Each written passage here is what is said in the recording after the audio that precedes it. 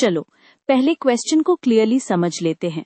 हमें देखना है कि इन ऑप्शंस में से किसकी वॉइस की फ्रीक्वेंसी सबसे कम होगी, यानी पिच सबसे डीप होगा।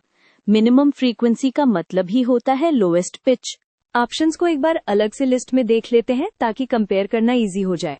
अब की आइडिया है कि फ्रीक्वेंसी और पिच का डायरेक्ट लिंक होता है। जिसकी फ्रीक्वेंसी कम होती है उसकी आवाज ज्यादा डीप लगती है। तो हम बेसिकली पूछ रहे हैं कि किसका पिच नेचुरली सबसे डीप होता है। वॉइस की फ्रीक्वेंसी मेनली वोकल कॉर्ड्स पर डिपेंड करती है।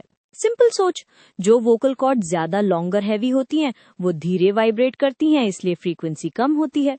और जो छोटी और थिन होती हैं, वो फास्ट वाइब्रेट करती हैं, फ्रीक्वेंसी ज्यादा होती है। अब ऑप्शंस कंपेयर करो। बेबीज के वोकल कॉर्ड्स छोटी होती है, इसलिए उनकी वॉइस जनरली हाई पिच्ड होती है, फ्रीक्वेंसी ज्यादा।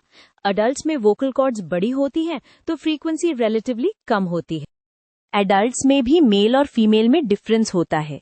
जनरली मेन की वोकल कॉर्ड्स विमेन से लॉन्गर और थिकर होती हैं।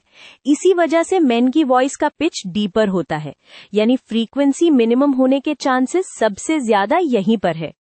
To final answer, minimum frequency यानी सबसे डीप वॉइस मेन की होती है। गुड जॉब, आपने कॉन्सेप्ट से डायरेक्ट कंक्लूजन निकाला। ये ऑप्शन आएगा लोएस्ट फ्रीक्वेंसी को मैच करता है।